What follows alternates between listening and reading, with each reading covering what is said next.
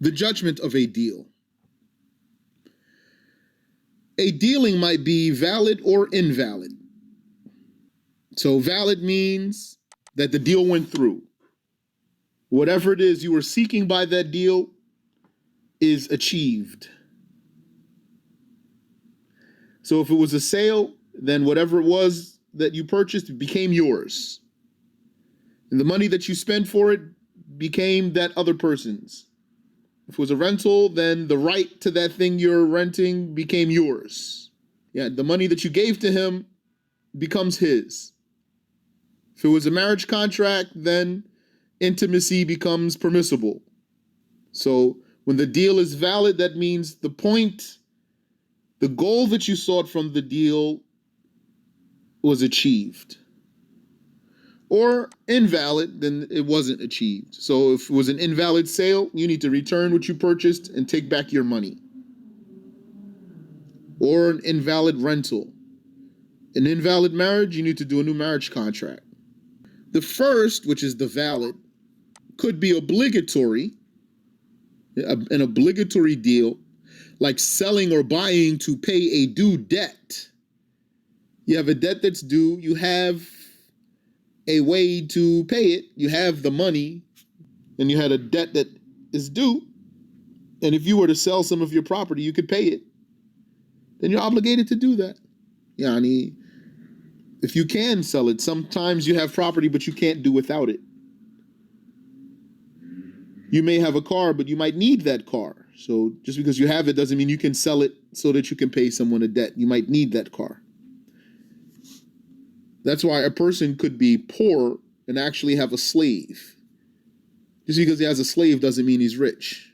So a dealing might be valid or invalid. The first could be obligatory, like selling or buying to pay a due debt, or for obligatory support. A person has a wife or a child that he's obligated to support, and he has the property, he has whatever it is he needs, so then he's obligated to deal so that he can do his obligations. Or perform Hajj. He can afford to make Hajj, so then he's obligated to spend the money that's needed for that. So you correct your intention. Remember that the obligation has a very high reward. The reward for an obligation is greater than the reward of a sunnah. So be mindful when you spend your money about the judgment of your deal. There are among you who goes out and works for his family, and maybe you don't correct your intention. Maybe you just got used to it. You saw that it's your duty to take care of your family, so you just go out and you work and you pay bills and stuff. So correct your intention, especially when whatever you're doing is obligatory. Some of it might not be obligatory. Then it's a charity, so correct your intention also. Or lending when one neither wants to give a charity to an impoverished Muslim who needs to cover his nakedness, nor sell to him by credit. So you have a Muslim who's so poor, he needs to cover his awrah. He or she needs to cover his awrah. You don't want to give him a charity and help him out. You don't want to sell to him by credit because he doesn't have money now. Sell it to him now, let him pay you later. Then you're obligated to lend it to him so he can hold it. It could be recommended, like a settlement. There's a dispute between you and a Muslim about some property. So you make a settlement, a valid settlement with its proper rules. That's sunnah. وَالصُّلْحُ خَيْرٌ. That's mentioned in the Quran. Settlement is good. That's a type of deal. Or disliked, like spending with suspicious money. That means it might be haram, you're not sure. For example, somebody has halal money and haram money, and he gave you some of his money. You're allowed to take it because you don't know where he got it from. But it's better not to, because it's suspicious money. Same thing with the food. Or he has halal money and haram money and he bought food. You can eat it, better not to though. Or permitted, not rewardable and not punishable. It could even be forbidden, meaning the valid deal could be forbidden. It's haram, but it's valid. Like selling defective merchandise without exposing the defect. Something's wrong with your merchandise, has a hole in it, has a piece missing or whatever. It's a little bit cheaper than what, someone might think it's supposed to be. It's defective. Doesn't work exactly like how it's supposed to. If you sold that without telling the customer, that's valid, but that's haram. How do we know it's valid? Because once the customer finds the defect, he's not obligated to take it back. He's allowed to accept that defect and keep the item. That's how we knew that the sale was valid, because if it wasn't valid, he wouldn't even be allowed to keep the item because it wouldn't be his. So an example of a valid sale that's haram is selling a defective item without exposing the defect. Or what is pure and beneficial to someone who will use it to sin, like selling grapes to someone who will make wine. That's haram, but it's valid.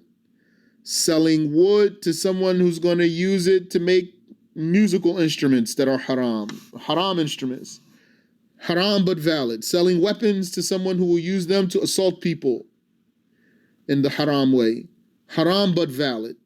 Like selling knives or something like that, for example. Or after the second adhan of Friday for the unexcused male, the one who has to go to Jumu'ah.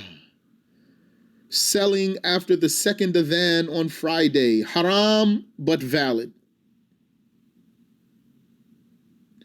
And divorcing the wife in the bid'i way, haram but valid. What's the bid'i way? Divorcing her while she's menstruating. That's haram, but is valid. Or she's not menstruating, but he had sexual intercourse with her while she's not menstruating. He divorced her in a non-menstruating time in which he had sexual intercourse with her. That's haram, but it's valid. The forbidden sale is usually invalid, and spending money sinfully is a major sin, absolutely, as a rule. Spending the money sinfully is a major sin. Its validity may also be pending. A deal's validity may be pending, like a will exceeding a third, or for an heir. So someone left a will, which is a gift after death. That's not the inheritance. He left a gift after death for someone. If that gift exceeds a third of his money, then its validity depends on the acceptance of his heirs. If they do not accept, then whatever is more than 1/3 is nullified. Only 1/3 will be valid. Or if he left a will for an heir, because heirs already get a share. So the will is a gift after death. The inheritance, that's the money that the relatives get. Allah gave their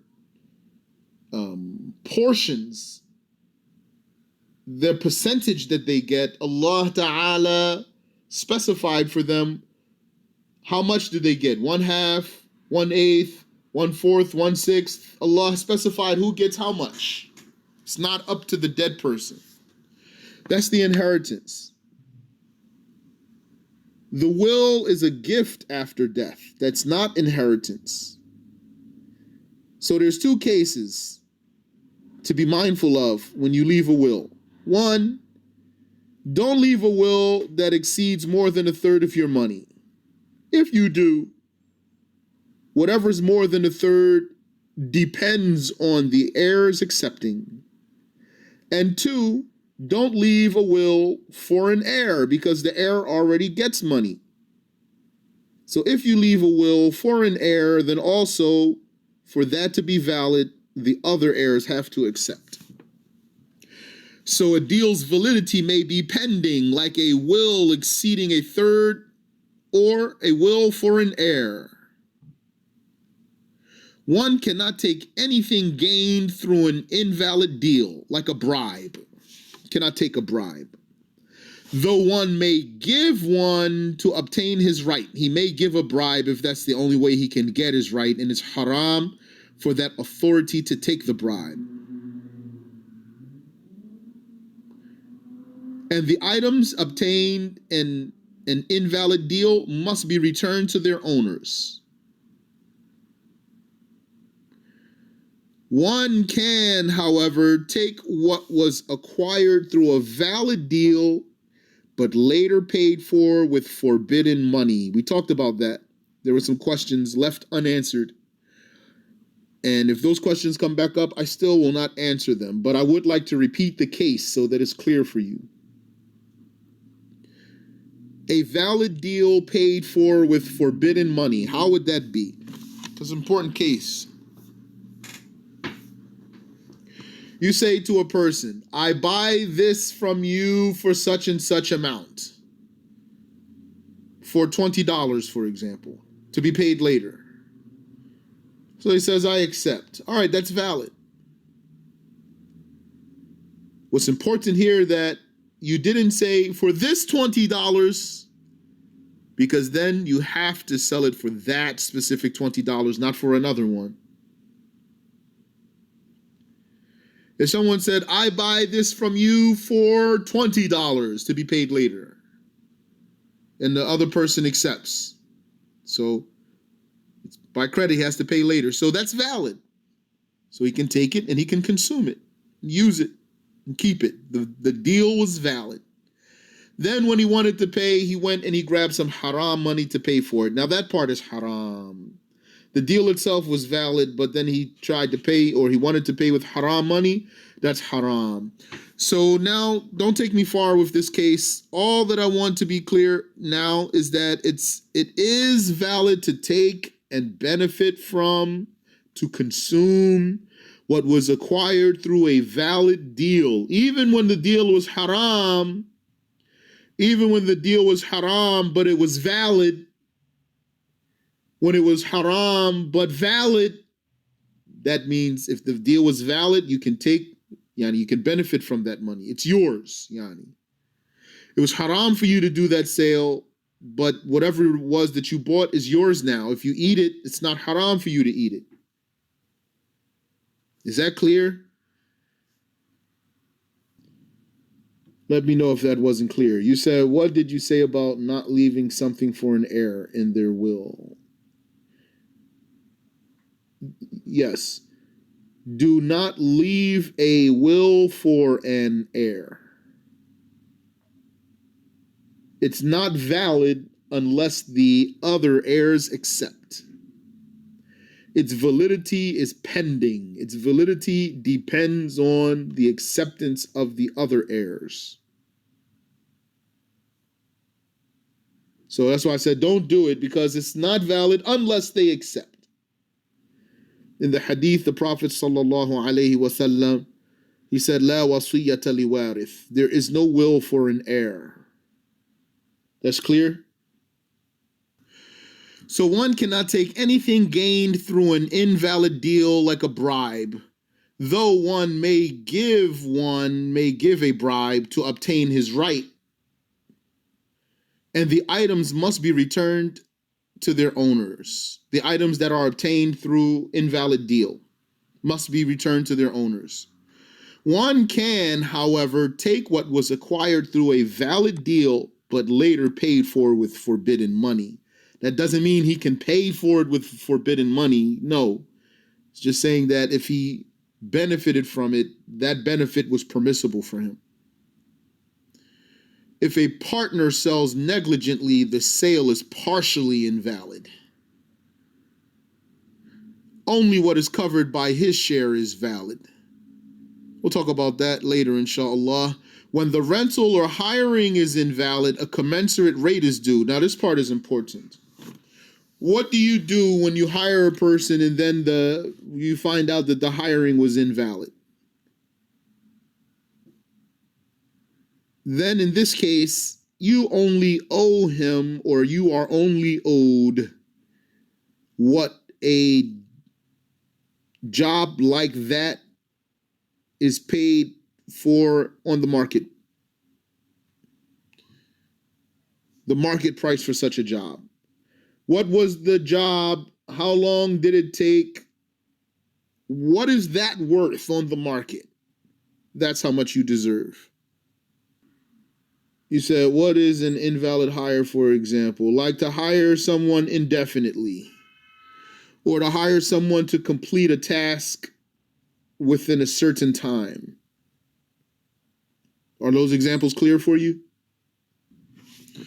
So, if a partner sells negligently, the sale is partially invalid. Only what is covered by his share is valid. When the rental or hiring is invalid, a commensurate rate is due. If, for example, you rented a place, but the contract was invalid. So what? You don't have to pay? No, you do have to still pay something. In this case, now you just pay what a place like that is rented for the time that you had it, on the market price, not what the owner wants for it. When the rental or hiring is invalid, a commensurate rate is due. When a dowry is unnamed, she deserves a commensurate dowry. When the woman's dowry is unnamed, that means they didn't specify anything. So she still deserves a dowry. So what does she deserve then? She deserves what a woman like her takes as a dowry. That depends on her age, her beauty, if she has children, if she's a virgin, if she has knowledge, how well can she speak, and whatever else makes her more or less desirable for marriage. Any question?